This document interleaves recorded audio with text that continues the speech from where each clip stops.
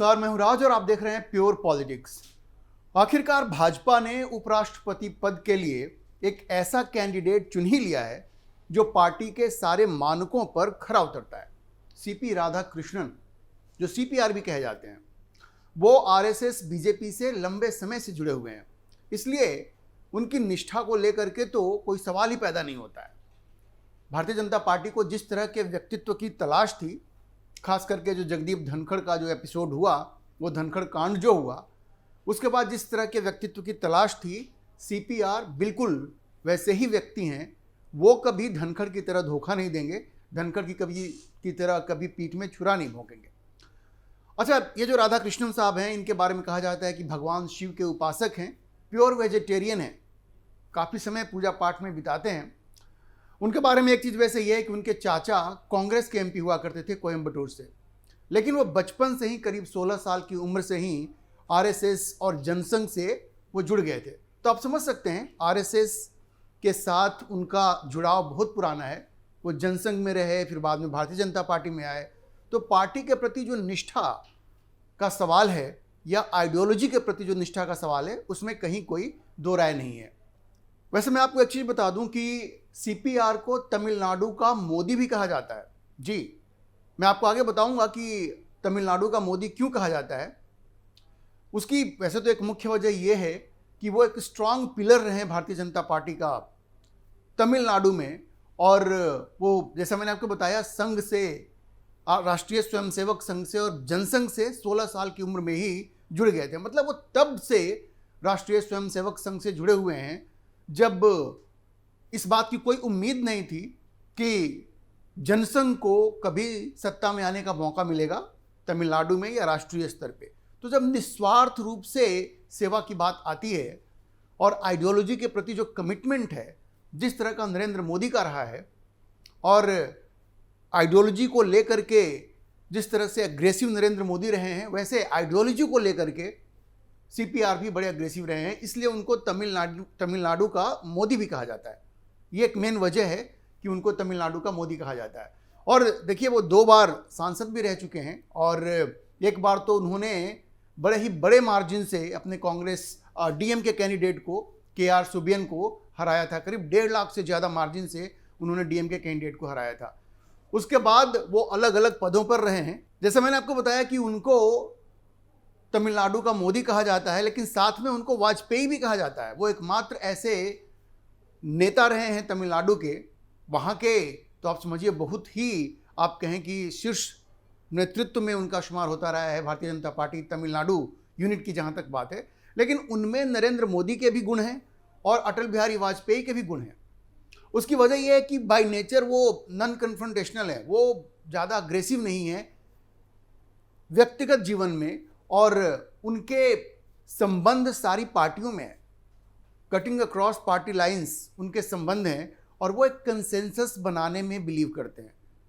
मैंने आपको बताया आइडियोलॉजी को लेकर के बहुत अग्रेसिव हैं, आइडियोलॉजी के साथ कभी समझौता नहीं कर सकते। वो कई बार जेल भी गए हैं आइडियोलॉजिकल मुद्दों पे। उन्होंने जो वहाँ पे प्रदर्शन किए, उसमें उनकी गिरफ्तारी हुई, कई बार जेल भी गए हैं। लेकिन जहाँ तक नीतियों की बात है, उसमें वो हमेशा कंसेंसस बनाने का प्रयास करते हैं, और इसलिए उनको तमिलनाडु का वाजपेयी भी कहा जाता है। उनको तमिलनाडु का मोदी भी कहा जाता है और तमिलनाडु का वाजपेयी भी कहा जाता है। कुछ लोग कहते हैं कि वो तमिलनाडु के मोदी हैं, क्योंकि वो अकेले, उन्होंने भारतीय जनता पार्टी को आगे बढ़ाने के लिए जो कुछ भी हो सकता था उन्होंने किया, और आइडियोलॉजी के प्रति जो कमिटमेंट है, संघ से जुड़े हुए रहे, तो इसलिए उनको तमिलनाडु का मोदी कहा जाता है। और उनकी जो कंसेंसस बनाने की ये जो क्षमता है, और ये जो नॉन कन्फ्रंटेशनल जो उनका अप्रोच है, और सबों के साथ जो उनका मित्रता का भाव है, उनकी वजह से उनको तमिलनाडु का वाजपेयी भी कहा जाता है। अब मैं आपको वो 5 बड़े कारण बताऊंगा जिनकी वजह से राधाकृष्णन साहब को भारतीय जनता पार्टी ने उपराष्ट्रपति पद के लिए सिलेक्ट किया है। 5 बड़े कारण मैं आपको बताऊंगा। सबसे पहला कारण तो यही है कि उनका जो आइडियोलॉजिकल कमिटमेंट है, बिल्कुल कमिटेड व्यक्ति हैं, जैसा मैंने अभी आपको कहा। और ये बड़ा महत्वपूर्ण हो जाता है कि जगदीप धनखड़ ने जो कांड किया, उसके बाद कोई ऐसा व्यक्ति उपराष्ट्रपति बने जो पार्टी की आइडियोलॉजी के प्रति पूरी तरह कमिटेड हो। क्योंकि देखिए, जो उपराष्ट्रपति होता है वो राज्यसभा का चेयरमैन भी होता है। कुछ लोग समझते हैं कि बिल्कुल सेरेमोनियल पोस्ट है, ऐसा नहीं है। उपराष्ट्रपति का जो पद होता है वो बड़ा महत्वपूर्ण है, क्योंकि जो उपराष्ट्रपति है वही राज्यसभा का चेयरमैन है, और राज्यसभा में किस तरह से वोटिंग होगी, किस तरह से कार्रवाई चलेगी, उसमें उपराष्ट्रपति की सबसे बड़ी भूमिका होती है। वही चेयरमैन है वहाँ के। तो वो व्यक्ति आइडियोलॉजी के प्रति बिल्कुल कमिटेड हो, ये बहुत जरूरी है। और जगदीप धनखड़ का आपने देखा, वो चूंकि आइडियोलॉजी के प्रति कमिटेड नहीं थे, आरएसएस से उनका कोई संबंध नहीं था, भाजपा से वैसा कोई पुराना संबंध नहीं था, वो देवीलाल से होते हुए कांग्रेस में जा करके फिर वो बीजेपी में आए, तो वो कमिटमेंट जो था वो मिसिंग था। तो उसके बाद ये कयास लगाए जा रहे थे कि भाजपा इस बार बिल्कुल उसने मन बना लिया है कि अब कोई रिस्क नहीं लेंगे, और जो आइडियोलॉजिकली कमिटेड पर्सन है आरएसएस बीजेपी के साथ, जो कैडर है, उसी में से किसी को चुनेंगे।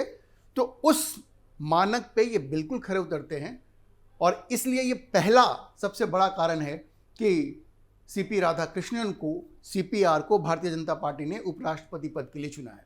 देखिए, दूसरी जो सबसे बड़ी वजह है वो ये है कि भारतीय जनता पार्टी ये कोशिश कर रही है कि जो पारंपरिक रूप से भारत के जिन इलाकों में वो कमजोर रही है, वहाँ पे वहाँ के लोगों को वो राष्ट्रीय स्तर पर ज़्यादा से ज़्यादा मौका दे, पहचान दे, ताकि वहाँ पे भारतीय जनता पार्टी का प्रसार हो।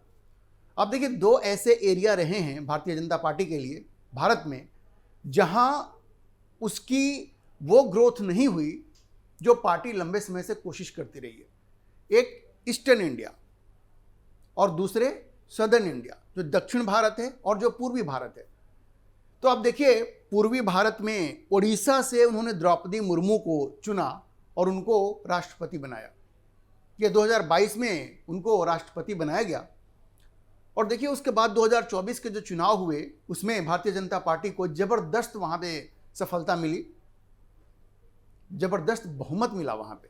अब मैं ये नहीं कह रहा हूं कि द्रौपदी मुर्मू को राष्ट्रपति बना देने से ही भारतीय जनता पार्टी को चुनाव जीत गई, लेकिन जो ऑप्टिक्स होता है पॉलिटिक्स में, उसका भी बड़ा रोल होता है। तो द्रौपदी मुर्मू को राष्ट्रपति बनाना ये भारतीय जनता पार्टी के लिए फायदेमंद रहा, और 2024 के असेंबली इलेक्शंस में ये देखने को मिला कि किस तरह से वहाँ के लोगों ने खुल करके भारतीय जनता पार्टी को वोट दिया। अब देखिए, तमिलनाडु भी 2026 में वहाँ इलेक्शंस होने वाले हैं, और भारतीय जनता पार्टी ये कोशिश कर रही है कि तमिलनाडु के वोटरों को भी ये मैसेज दिया जाए कि भाई देखिए, हम आपकी चिंता करते हैं और हमारे लिए आप महत्व रखते हैं, हमारे लिए आप महत्वपूर्ण हैं। इसलिए ये जो सीपीआर को पिक किया गया है उपराष्ट्रपति पद के लिए, इसमें तमिलनाडु में भी भारतीय जनता पार्टी ये वहाँ के वोटरों को दिखाए कि हम आपकी चिंता करते हैं। ये भी निश्चित रूप से एक ऑब्जेक्टिव है इस सिलेक्शन का। तो ये एक दूसरी बड़ी वजह है कि दक्षिण में और पूर्वी भारत में जो बीजेपी का प्रयास रहा है अपने आप को एक्सपेंड करने का, ये उसी प्रयास का एक हिस्सा है। देखिए, उत्तर भारत में, पश्चिम भारत में तो भारतीय जनता पार्टी है ही, लंबे समय से है, लेकिन दक्षिण और पूर्वी भारत जो है, वहाँ पे अपने आप को एक्सपेंड करने की जो कोशिश है, ये उसमें भी उसकी भी एक अगली कड़ी है ये। देखिए, जो तीसरी सबसे बड़ी वजह है भारतीय जनता पार्टी की, एक हमेशा से कोशिश रही है कि जो ओबीसी वोट्स हैं, अदर बैकवर्ड कास्ट के जो वोट्स हैं, वो पूरे भारतवर्ष में उनको लामबंद किया जाए। वैसे भी उत्तर भारत में तो ज़्यादातर नन यादव जो ओबीसी हैं वो भारतीय जनता पार्टी के साथ हैं ही। दक्षिण में भी भारतीय जनता पार्टी यही प्रयास कर रही है। देखिए, ये जो सीपी राधाकृष्णन हैं, ये ओबीसी कम्युनिटी से आते हैं, वो गाउंडर कास्ट से वहाँ पे आते हैं। गाउंडर कास्ट से जो तकरीबन 8 से 10% जिनकी आबादी है तमिलनाडु में, तो एक प्रभावशाली वोट प्रतिशत है उनका तमिलनाडु में। और जो ईपीएस हैं, एआईडीएमके के जो नेता हैं पलानीस्वामी जो हैं, वो भी उसी कास्ट से आते हैं। बहुत सारे नेता हैं वहाँ जो उसी कास्ट से आते हैं। एक प्रभावशाली कास्ट है। कोयम्बटूर के एरिया में ये जो कास्ट है वो भारतीय जनता पार्टी को सपोर्ट करती रही है, लेकिन पैन तमिलनाडु के स्तर पे ये जो कम्युनिटी है वो पूरी तरह से भारतीय जनता पार्टी के साथ आ जाए। अब एआईडीएमके के जो नेता हैं ईपीएस, वो भी इसी कम्युनिटी से आते हैं। तो ये इस गाउंडर कास्ट को भी एक तरह से कंसोलिडेट करने का, और ओबीसी कम्युनिटी जो तमिलनाडु में है उसको भी मैसेज एक दिया गया है सीपीआर को सिलेक्ट करके। ये भी एक कोशिश है कि तमिलनाडु में भी ओबीसी वोट बैंक को पूरी तरह से कंसोलिडेट किया जाए। तो ये भी एक मेन वजह रही है कि क्यों सीपीआर को भारतीय जनता पार्टी ने उपराष्ट्रपति पद के लिए सिलेक्ट किया है। देखिए, चौथी जो वजह है वो भी बड़ा महत्वपूर्ण है। भारतीय जनता पार्टी ने पूरे देश में ये मैसेज दिया है कि जो लोग उनके जो विरोधी हैं भारतीय जनता पार्टी के, वो जिस तरह से ये एक र्यूमर फैलाते हैं कि भारतीय जनता पार्टी सिर्फ हिंदी स्पीकिंग लोगों की पार्टी है, सिर्फ हिंदी बोलने वालों की वो चिंता करती है, उसको भी काउंटर करने का एक प्रयास है।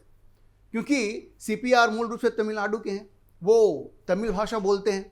आप देखिए महाराष्ट्र से लेकर के तमिलनाडु तक में, तमिलनाडु में स्टालिन ने तमिल वर्सेस हिंदी को कितना बड़ा मुद्दा बनाया है।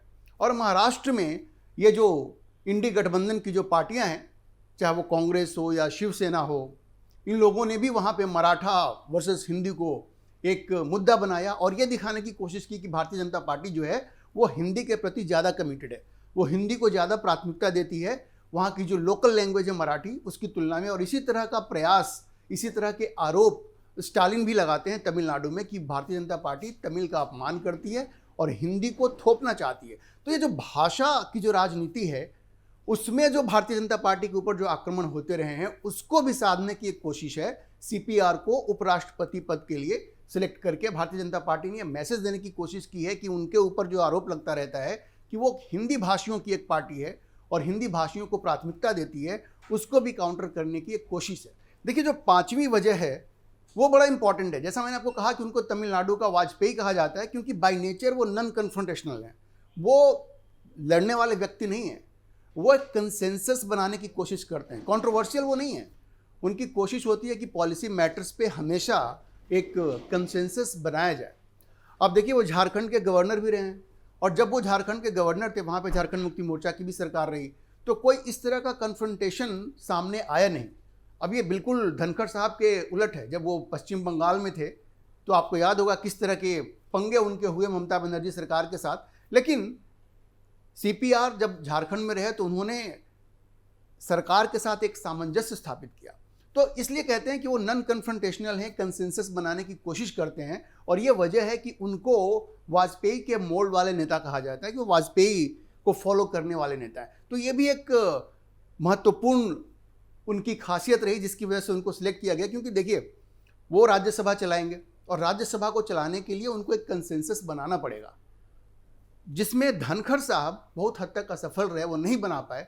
और विपक्ष के साथ उनकी जो झड़प हुई वो भी सरकार के पक्ष में बहुत कुछ नहीं गया। ऐसा मैसेज गया कि शायद सरकार ही उनको कह रही है कि आप विपक्ष के साथ इस तरह के पंगे लो।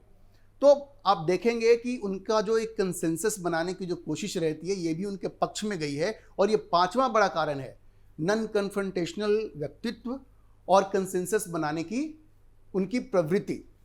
ये भी बहुत बड़ी वजह रही, ये पांचवी बड़ी वजह है जिसकी वजह से सीपीआर को उपराष्ट्रपति पद के लिए भारतीय जनता पार्टी ने सिलेक्ट किया। तो मैंने आपको वो 5 बड़े कारण बताए जिनकी वजह से भाजपा ने राधाकृष्णन को, जिनको जैसा मैंने आपको कहा तमिलनाडु का मोदी भी कहा जाता है और कोयम्बटूर का वाजपेयी या तमिलनाडु का वाजपेयी भी कहा जाता है, उनको उपराष्ट्रपति पद के लिए कैंडिडेट बनाया।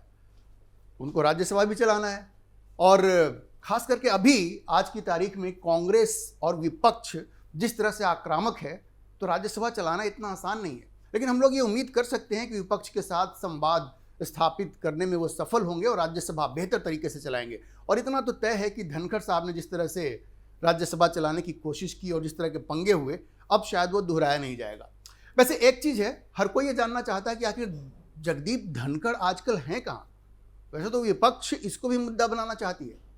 अब जयराम रमेश ने एक ट्वीट किया था, उसमें उन्होंने कहा कि तेलुगु मीडिया में कुछ ये खबर आ रही है कि उनकी 45 मिनट तक मुलाकात हुई है नरेंद्र मोदी के साथ, लेकिन इसका कोई प्रमाण नहीं है। जयराम रमेश तो आरोप लगाते रहते हैं।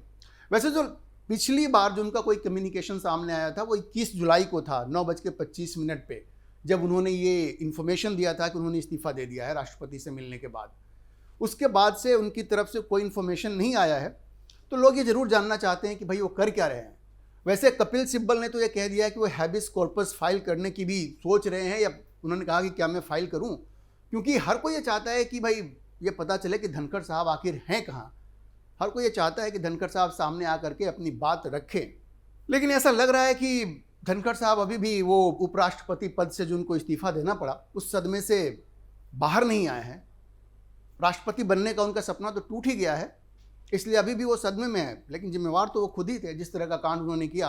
खैर, आज न कल वो बाहर तो आएंगे ही, तब तक हमें इंतज़ार करना पड़ेगा। अभी के लिए इतना ही। हम इस खबर पर नजर बनाए रखेंगे और आपको अपडेट करते रहेंगे। आप इस मुद्दे पर क्या सोचते हैं, अपनी राय कमेंट बॉक्स में जरूर लिखें। और अगर आपको ये वीडियो पसंद आया हो तो आप इसे लाइक करें, शेयर करें और हमारे चैनल को सब्सक्राइब जरूर करें।